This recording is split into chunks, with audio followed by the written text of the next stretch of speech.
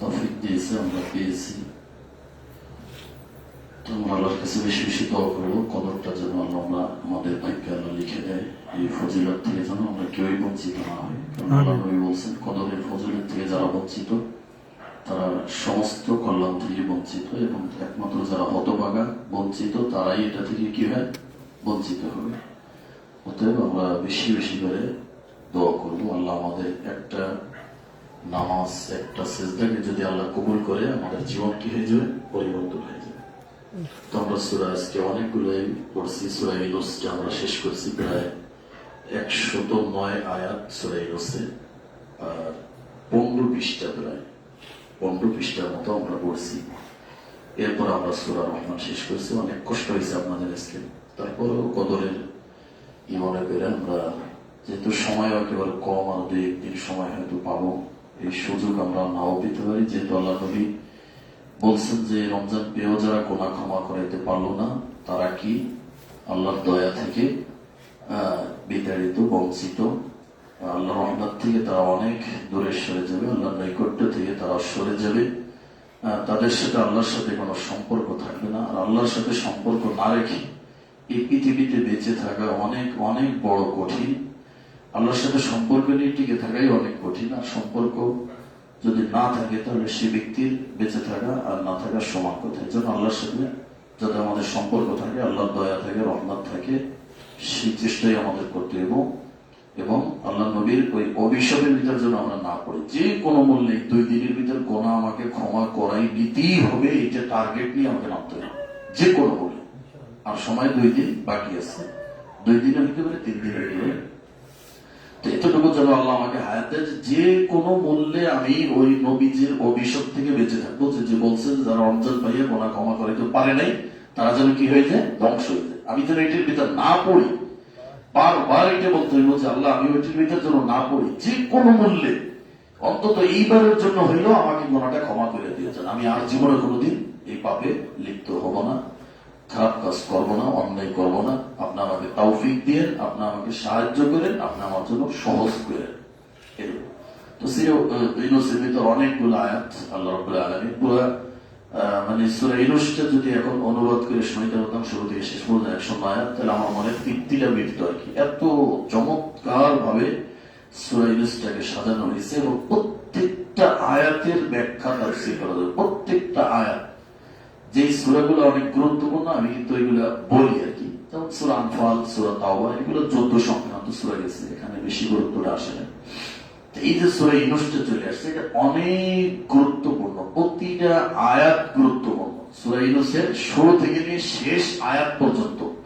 সূরা ইউনূসের তাফসীরটা সবাই পড়বেন, ব্যাখ্যা পড়বেন, অনুবাদ পড়বেন সবাই, একবারে প্রতিটা আয়াত। মানে একটা আয়াত আমি দেখিনি যে এই আয়াতটার ব্যাখ্যা করা যাবে না, তাফসীর ছাড়া যাবে না, এরকম নাই।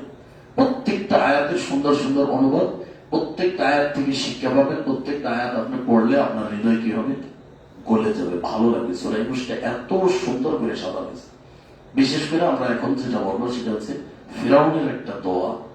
ফিরাউন যে ডুবে মারা গেছিল সেই একটা ঘটনা।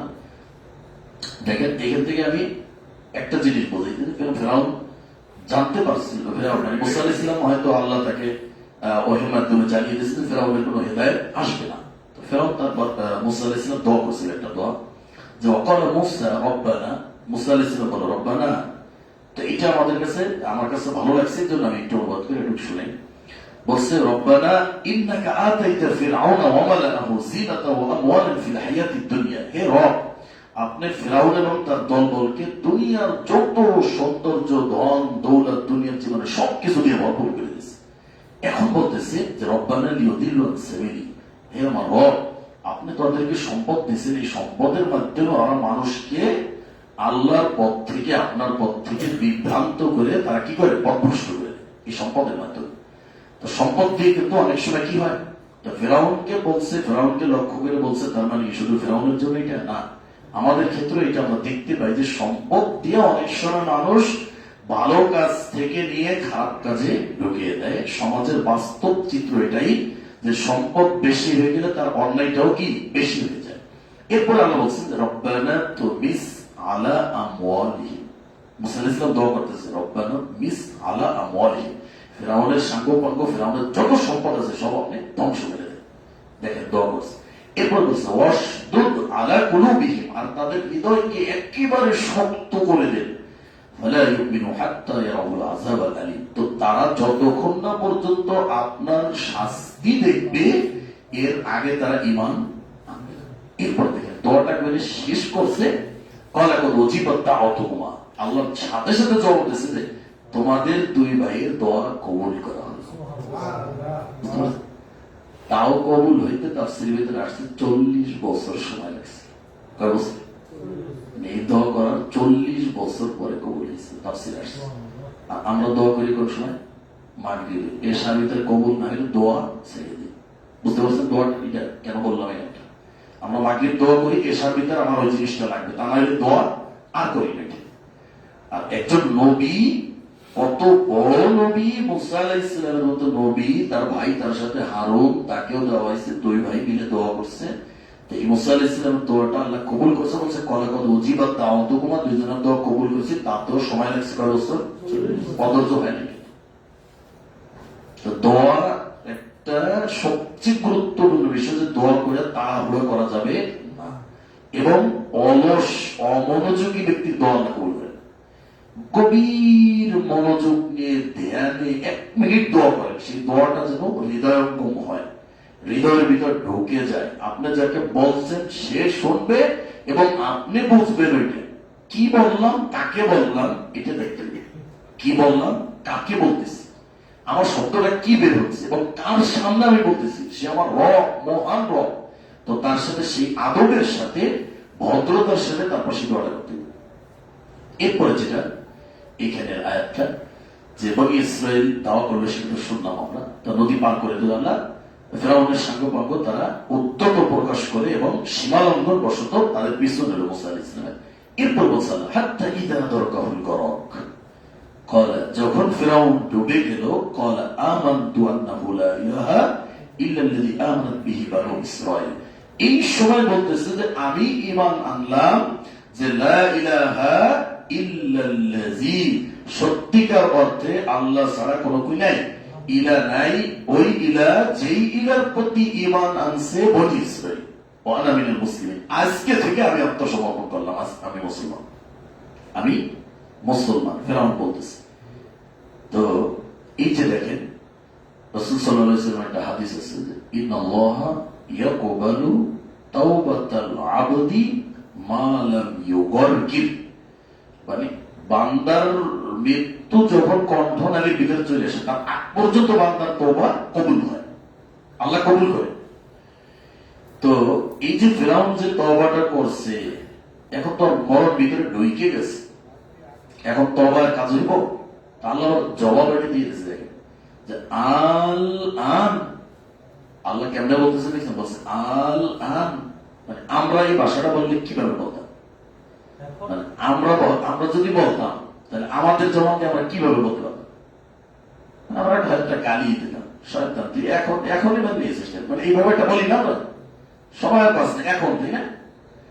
আল্লাহ এই কথাটাই বলছে, আল্লাহর শব্দ কি যে আল আন, এখন, কত বড় ধমক রয়েছে এর ভিতরে। এটা কি শুধু ফিরআউনকে বুঝাইল? ফিরআউনের মতো যারা এবং সারা জীবন জুলুম, অন্যায়, অত্যাচার করে যাচ্ছে তাদের জন্য এই ধমক, যে এখন তুমি শেষ বয়সে এসে, এখন তুমি মক্কা এসে হজ করে আর ওমরা করে তুমি এখন পাপ কি করতেছ, সারা জীবন সবার জন্য ধমক এটা। আল আন, অতএব মরার আগেই গুলো থেকে কি ফিরে আসতে হবে, আল আন, এখন, অকত আসলটা এই পানিতে ডোবার আগ পর্যন্ত তুমি না ফরমাচ্ছি কবল, এর পূর্বে, এটার পূর্বে অকুন্তা মিনাল মুফসিদিন, আর তুমি এই জমির ভিতরে সবচেয়ে বড় ফিতনাবাজ ফাসাদকারী ছিলে, যত অন্যায় সব তুমি করছো, আর এখন বলতেছো তওবা করতেছো, কাজ হবে। আল্লাহ বলতেছে ফিরআউন মারা যাওয়ার পরে তার তার অনুসারীরা বিশ্বাস করেনি বনি ইসরাঈল। পরে আবার আল্লাহ রাব্বুল আলামিন ওই সাগরকে কি করছিলেন, তিনি হুকুম করেছিল, তখন সাগর আবার ফিরআউনের লাশটা কি ভাসিয়ে এনে তাদের সামনে ফেলাইছিল, তারা দেখতে পেয়েছিল ফিরআউনের লাশ, তখন তারা বিশ্বাস করছে। ফালইয়াউমা নুনাজ্জিকা বিবাদানিকা, আল্লাহ বলতেছেন ঠিক আছে। তো ফিরআউনের জন্য একটা হয়েছে কি যে ফালইয়াউমা নুনাজ্জিকা বিবাদানিকা, লিতাকুনা লিমান খালফাকা আয়া, বলছে আজকে আমি তোমার লাশটা কি করতে পারি, তোমার বডিটা আমি রেখে দেবো কেন, লিতাকুনা লিমান খালফাকা আয়া, তোমার পরে যত ফেরাউন আসবে তোমার মতো তাদের জন্য এটা একটা কি নিদর্শন, একটা চিহ্ন, একটা আলামত, একটা শিক্ষা এবং একটা বাঁচার একটা আমি কি রাখলাম মন্ত্র আমি রেখে দিলাম, যে তোমাকে দেখে তোমাকে স্মরণ করে যাতে এইটা থেকে তারা কি হয় ফিরে আসে, ফেরাউনের স্বভাব যাতে পরিবর্তন করে, এই জন্য আমি রেখে দিলাম। এটা আল্লাহর দয়া বিশেষ।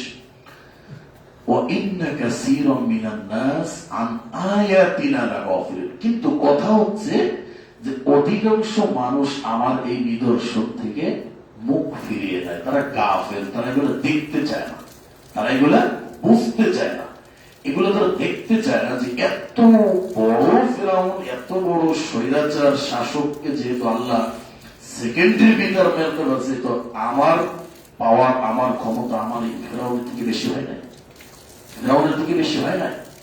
তো ফেরাউনকে যদি আল্লাহ এইভাবে মারতে পারে তো আমাকেও মারতে পারবে। কিন্তু ফেরাউনের এই শিক্ষা থেকেও মানুষ শিক্ষা নেয় না।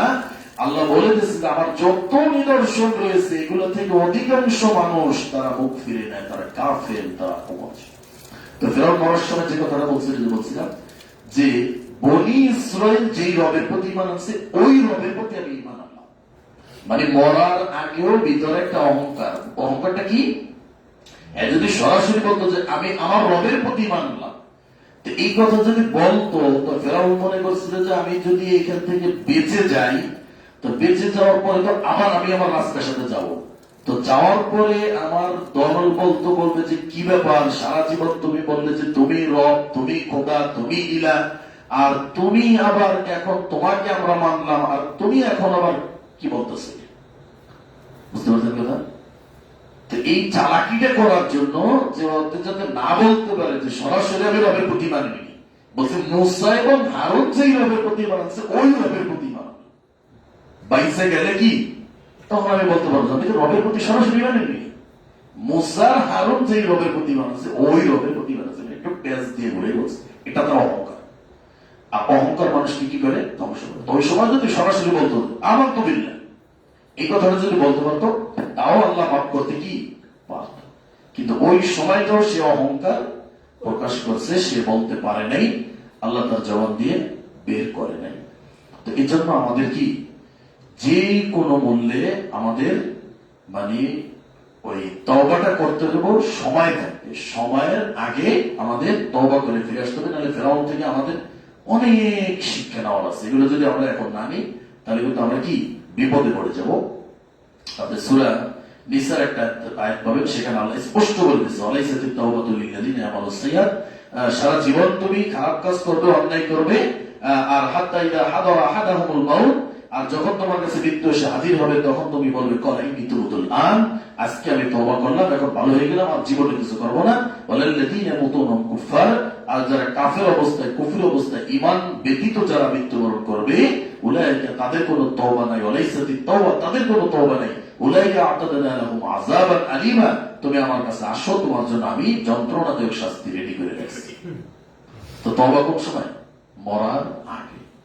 সবাই আমরা তওবা করব। আর আমাদের সময় একেবারে কম, 2-1 দিন মাত্র আছে। আমার জীবনের সবচেয়ে বড় সুবর্ণ সুযোগ মনে করে যে কোনো মূল্যে কদর সহজ আল্লাহ আমরা যেই সিয়াম আমরা রেখেছি, এটা হয়তো আপনি সন্তুষ্ট হতে পারেন নাই বা আপনার মর্জি অনুযায়ী আমরা রাখতে পারিনি, বা এই সিয়ামের যে হক, সিয়ামের যে মর্যাদা, যে মান, যে শান যেইভাবে আসছিল সিয়াম আমাদের কাছে, আমরা হয়তো তাকে সেইভাবে সন্তুষ্ট করতে পারিনি। সিয়াম যাতে আমাদের বিরুদ্ধে না দাঁড়ায়, সিয়াম যাতে আমাদের বিরুদ্ধে সাক্ষী হয়ে না যায়, তাহলে আমরা সেভাবে আমরা করতে পারিনি, বন্ধুরা ক্ষমা করবেন। তারপর ইতিকাফ করা দরকার ছিল, তারপর আপনার কদরের শেষ দশক আমাদের আরো বেশি শক্তভাবে জায়গা দরকার ছিল, আমরা হয়তো পারিনি, আমরা দুর্বল, আমাদের মনও দুর্বল, ইমানও দুর্বল। তো সব বন্ধুরা ক্ষমা চেয়ে জানলা তুমি যে কোনো মূল্যে এই বছরের কদরের যে ফজিলতটা তুমি যাদেরকে দিবা, যেই সব কেউ তো পাবে পৃথিবীতে, তো যেই বান্দাদেরকে তুমি এই ফজিলতের অন্তর্ভুক্ত করছো, যাদেরকে তুমি দিবা, যাদের তাকদীর তুমি দেখছো, ওই দলের অন্তর্ভুক্ত আমাকেও একটু কইরো। আল্লাহর কাছে খুব কাকুতি মিনতি করে জানলা কাউকে না কাউকে তো তুমি দিবা কদরের ফজিলত, তো যাদেরকে দিবা আমাকে সরাসরি না দিলা, কিন্তু যাদেরকে তুমি দিবা তাদের দলে একটু আমাকে একটু জায়গা দিও আল্লাহ, ওই কদরের ভাগটা আমাকে একটু তাদের সাথে দিও। পৃথিবীতে এমন কোন বান্দা আছে যে এই লাইলাতুল কদরের সব পাবে? এই পৃথিবীতে আছে, এই পৃথিবীর ভিতরে এখন জীবিত আছে যারা এই লাইলাতুল কদরের ফজিলত নিয়ে তারা কি তারা এই রমজান শেষ করবে, এমন ব্যক্তি পৃথিবীতে আছে। সৌভাগ্যবান বান্দা, আল্লাহর কাছে এটা দোয়া করতে পারলা তুমি আমাকে সরাসরি না দাও, যেই সমস্ত বান্দাদেরকে তুমি দয়া করছো, রহম করছো, তোমার অনুগ্রহ যাদের প্রতি রয়েছে আল্লাহ, যাদেরকে তুমি লাইলাতুল কদরের ফজিলত দিয়ে তুমি ধন্য করছো, ওই সমস্ত বান্দাদের সাথে তুমি আমাকে রাইখো, আমাকেও তাদের সাথে শরীক করো, আমাকেও তাদের সাথে তুমি মিলিয়ে দাও, তাদের দলের একজন সদস্য হিসেবে আমাকে একটু জায়গা করে দেবে বলছিল মতো। আর যে কোনো মূল্যে আমার জীবনের যত অন্যায় আছে, যা আছে আল্লাহ তুমি যা কিছু করো, যে শাস্তিটা দুনিয়াতে দিয়ে শেষ করে দাও, তবু আমি আর এই গোনা নিয়ে, গোনার জীবন নিয়ে আমি আর এক সেকেন্ডও বাঁচতে চাই না। গোনা মুক্ত জীবন নিয়ে আমি থাকতে চাই। গোনা যাতে না করি জীবনে, শয়তানের সমস্ত ধোঁকা, শয়তানের সমস্ত জাল চক্রান্ত ফাঁদ থেকে তুমি আমাকে হেফাজত করো, তুমি আমাকে সাহায্য করো, তুমি আমার প্রতি রহম করো, আমি যেন গোনা থেকে বেঁচে থাকতে পারি, তুমি আমার জন্য সবকিছু সহজ করো, রহম করো, সহজ করো, এবং তুমি আমার সাহায্যকারী হয়ে যাও, তুমি আমাকে বাধাদানকারী হয়ে যাও। গোনা করতে গেলে যেন আমার ভিতরে একটা বাধা চলে আসে, এরকম ভাবে। আর 2-3টা দিন আছে মাত্র, যে কোনো মূল্যে একটু হাত উঠিয়ে দোয়া করেন, বেশি বেশি দোয়া করেন, কান্নাকাটি করেন, সেজদায় কাঁদেন, নামাজে কাঁদেন, বেশি বেশি কাঁদেন।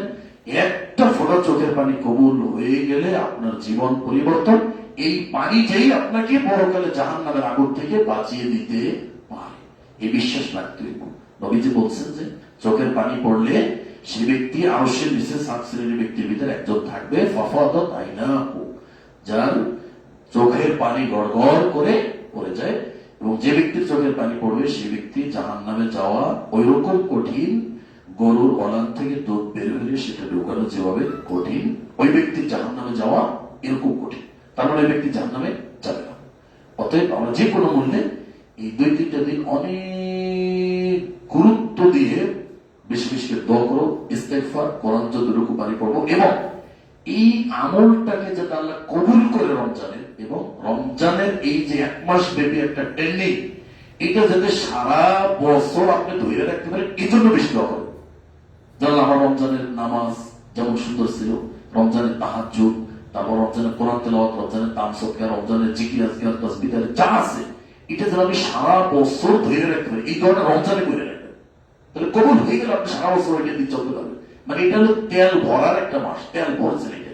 এখন তেল ভরার পরে আপনি যেভাবে তেল ভরবেন, যতটুকু ভরবেন ওইভাবেই কিন্তু চলবে।